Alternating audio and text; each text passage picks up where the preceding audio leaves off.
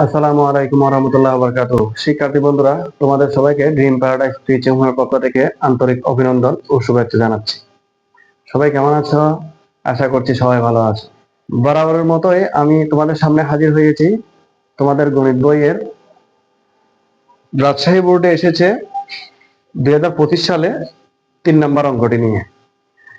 এর আগের ক্লাসগুলোতেও ধারাবাহিকভাবে আমি 1 নাম্বার 2 নাম্বার এগুলা করে দিয়েছি। তাছাড়া আমার এই চ্যানেলে আগে থেকে এসএসসি পরীক্ষায় বিভিন্ন বোর্ডে এসেছে বিগত বছরগুলোতে এরকম অঙ্কগুলো আমি আপলোড দিয়ে রেখেছি। তোমাদের যাদের প্রয়োজন হবে তোমরা আমার প্লে লিস্ট থেকে অথবা সার্চ দিয়ে নতুবা ডেসক্রিপশন বক্সেও লিংক দেওয়া আছে, তোমরা চাইলে ওই ক্লাসগুলো দেখে আসতে পারো।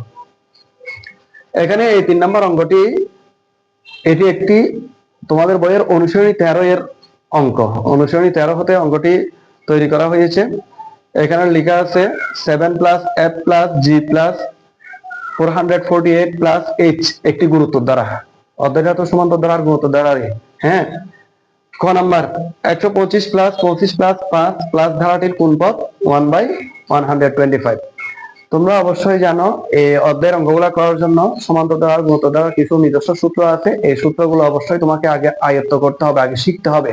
এরপর তুমি ক্লাসগুলো করলে তোমার ক্লাসগুলো আয়ত্তে আসবে।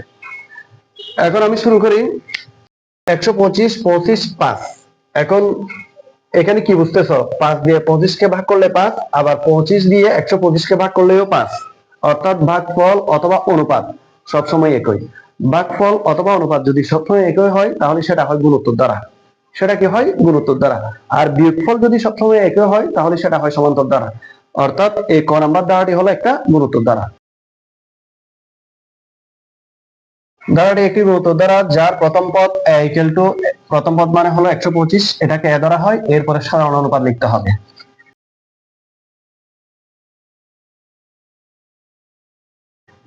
সাধারণ অনুপাতকে আর দেওয়া হয়। এখানে সাধারণ অনুপাত মানে দ্বিতীয় পদ, উপরে দ্বিতীয় পদ হবে, নিচে প্রথম পদ হবে। দ্বিতীয় পদ বাই প্রথম পদ, অথবা তৃতীয় পদ উপরে থাকবে, দ্বিতীয় পদ নিচে থাকবে। এখন এটাকে যদি ভাগ করি 25 দ্বারা, উপরে থাকে 1, নিচে থাকে 5। দশমিকে আনা যাবে না, 1/5 এভাবে লিখতে হবে। এখন প্রশ্নটি হলো ধারাটির কোন পদ 1/125। মনে করি ধারাটির n-তম পদ 1/125। আবার আমরা জানি যে n-তম পদের সূত্র হলো ar to the power n-1, অর্থাৎ গুণোত্তর দ্বারার n-তম পদের একটা সূত্র আছে, সেটা হলো ar to the power n-1। প্রশ্ন মতে ar to the power n-1 equal to 1/125।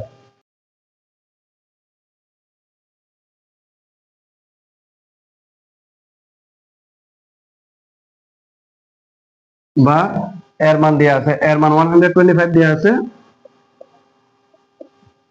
কিন্তু আর এর মানও দেওয়া আছে 1/5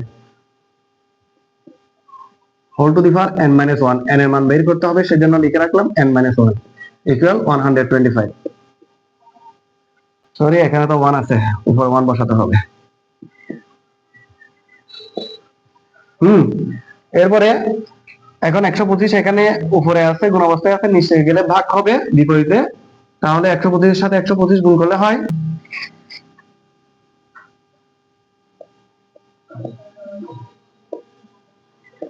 15,625, অর্থাৎ উপরে 1 নিচে 15,625।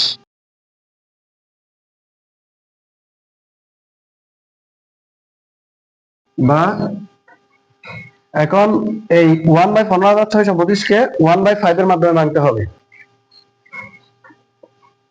1/5 whole to the power n-1 equal 1/5 whole to the power 6, অর্থাৎ 1/5 হোল টু দি পাওয়ার 6 এ হয় 15,625।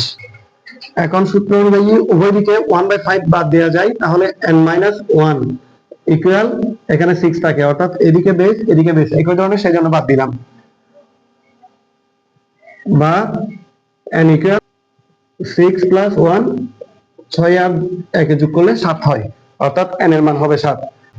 উত্তর লিখতে পারি। সুতরাং নির্ণয় ধারাটির সপ্তম পদ হলো 1/125। ঠিক আছে। খ নম্বরে লেখা আছে g এবং h এর মান নির্ণয় করো, অর্থাৎ এই g এবং h এর মান নির্ণয় করতে হবে। এটা একটা গুণোত্তর দ্বারা, এখানে তো উল্লেখই আছে এটা হলো একটা গুণোত্তর দ্বারা। তাহলে আমরা গুণোত্তর দ্বারাটির প্রথম পদ হলো a ইকুয়াল টু 7 লিখতে পারি।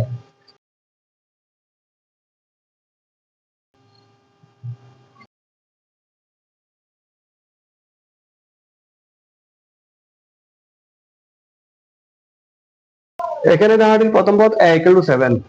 দ্বিতীয় পদ মানে হলো ar equal to f। ar মানে এখানে a মানে 7 হবে, আর মানে হলো সাধারণ অনুপাত। কোন গুণোত্তর দ্বারা সাধারণ অনুপাতকে আর ধরা হয়, অর্থাৎ 7 দিয়ে f কে ভাগ করলে যেটা পাওয়া যাবে সেটাই হলো r। একইভাবে তৃতীয় পদ ar স্কয়ার মানে g। চতুর্থ পদ ar কিউব মানে 448, এবং পঞ্চম পদ ar to the power 4। ar to the power 4 মানে h, অর্থাৎ এক ঘর কম ধরতে হয়। প্রশ্ন মতে যেহেতু এখানে একটা ফিগার আছে এই ar কিউব ইকুয়াল টু 448, আমি এটাকেই লিখব।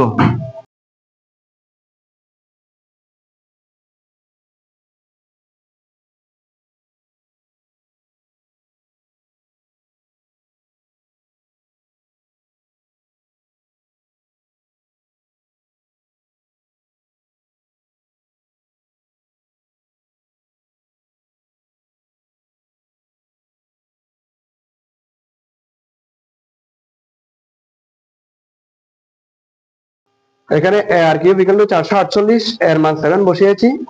7 এদিকে গুণ অবস্থায় ছিল, বিপরীত পাশে গেলে ভাগ, আর ভাগ করলে 64 পাওয়া যায়। আবার 64 মানে হলো 4 কিউব।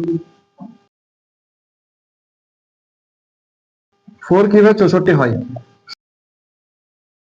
সুতরাং আমি লিখতে পারি আর ইকুয়াল টু 4, অর্থাৎ পাওয়ার উভয় দিকে যেহেতু মিল আছে পাওয়ারটা বাদ দিলাম, সেজন্য আর ইকুয়াল টু কত দাঁড়ায়? 4 দাঁড়ায়।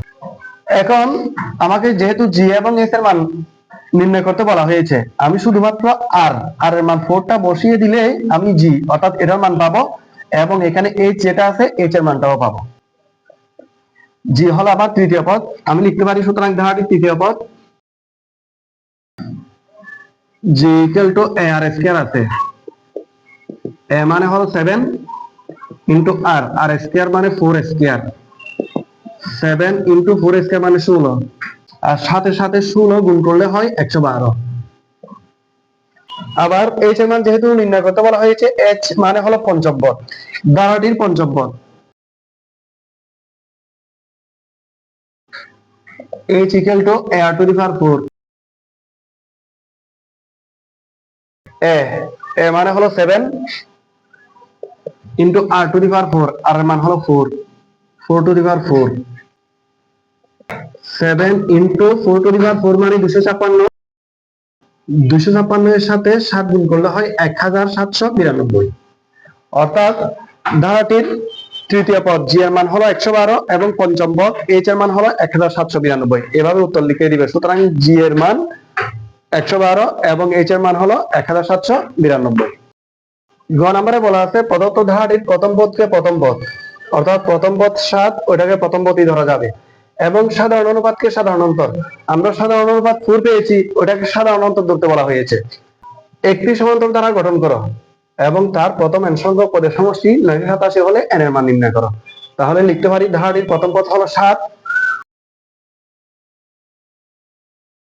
সাধারণ অন্তর d ইকুয়াল টু, সাধারণ অন্তরকে সাধারণ অনুপাত ধরতে হবে, অর্থাৎ সাধারণ অনুপাত ছিল 4, ওই জন্য সাধারণ অন্তর d ইকুয়াল টু হলো 4, আর প্রথম পদকে a ধরা হয় a ইকুয়াল টু 7।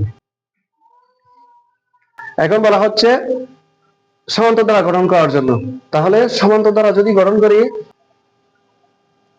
সুতরাং ধারাটির দ্বিতীয় পদ সমান a plus n minus 1 into d।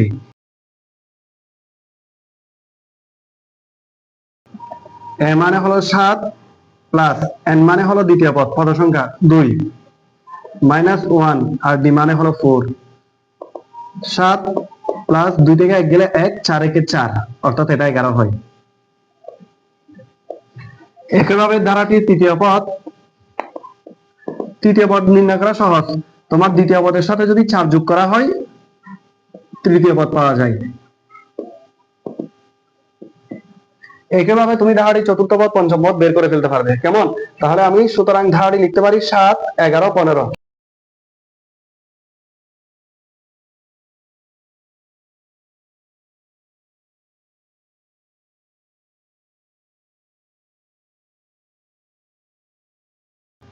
এরপরে 19, 23 এভাবে হবে আর কি।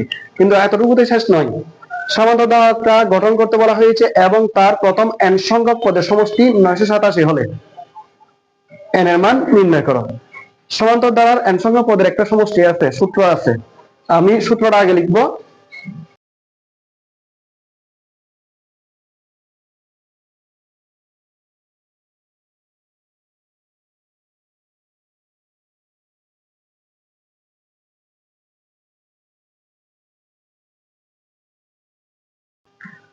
এটাই হলো সমান্তর দ্বারার n সংখ্যক পদের সমষ্টির সূত্র, n/2 × 2a + n - 1 × d। এখন n সংখ্যক পদের সমষ্টি হলো 987, তাহলে n এর মান নির্ণয় করতে বলা হয়েছে। আমি লিখতে পারি প্রশ্ন মতে এটা = 987।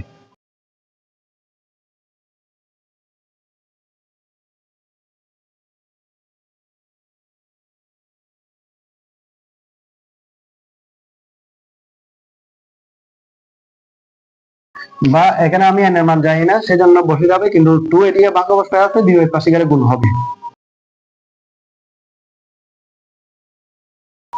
এর মান 7 ছিল, 7 লিখলাম, n এর মান তো জানি না, সেজন্য বসাই দিলাম, কিন্তু d মানে হলো সাধারণ অন্তর, d এর মান হলো 4। 987 এর সাথে 2 গুণ করলে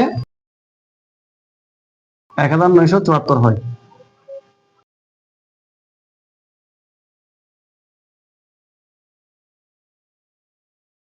n বসালাম, 7 দুগুণে 14,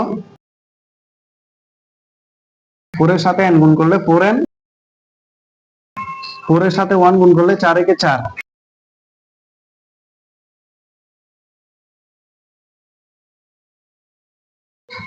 n দিয়ে 4n কে গুণ করলে 4n², 14 থেকে 4 গেলে 10, 10 এর সাথে n গুণ করলে 10n, মাইনাস 1974, অর্থাৎ এদিকে নিয়ে আসতেছি =0।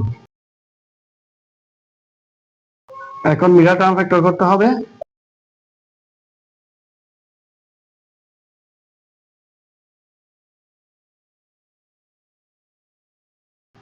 এখানে মিডল টার্ম ফ্যাক্টরের নিয়ম হলো 4 দিয়ে 1974 কে আগে গুণ করতে হবে, গুণ করলে পাওয়া যায় 7896।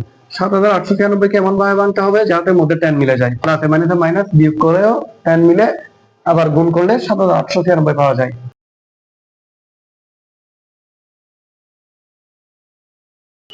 n আর একটা হলো 84n, অর্থাৎ 94 আর 84 গুণ করলে 7896 পাওয়া যাবে, আবার বিয়োগ করলে 10n পাওয়া যাবে। 2n যদি কমন নাও তাহলে এখানে থাকে 2n আর এখানে থাকে 47, মাইনাস এখান থেকে 42 কমন নেওয়া যায়, 42 দ্বারা ভাগ করা যায়। হ্যাঁ, তাহলে এখানে থাকে 2n, মাইনাসে প্লাসে মাইনাস, আবার 42 দিয়ে যদি 1974 কে ভাগ করো তাহলে 47 হয়, =0। হ্যাঁ, বা 2n + 47 * 2n - 42 = 0। তো এটা হয় দিয়ে করে লাভ নেই, হয় দিয়ে আমি এটা করবো, কারণ এটা প্লাস আছে, বিয়োগের পাশে গেলে মাইনাস হবে, মাইনাস পদের সংখ্যা কখনো গ্রহণযোগ্য হয় নাই, সেই জন্য সেটা আসবে না। এটা দিয়ে করি, হয় 2n - 42 = 0, বা 2n = 42, উভয় পক্ষে যদি 2 দ্বারা ভাগ করা হয় n = 21 হয়। অর্থাৎ দেওয়াটির 21তম পদের যোগফল হবে 987। এটাই হবে গ নাম্বার প্রশ্নের সমাধান। খুব গুরুত্বপূর্ণ একটা অঙ্ক ছিল, আশা করছি তোমরা বুঝতে পেরেছো। আজকের ক্লাস এতটুকুই থাকবে, পরবর্তীতে দেখা হবে উক্ত বোর্ডের অন্য কোনো অঙ্ক নিয়ে। ততদিন পর্যন্ত ভালো থাকো, সুস্থ থাকো, আল্লাহ হাফেজ।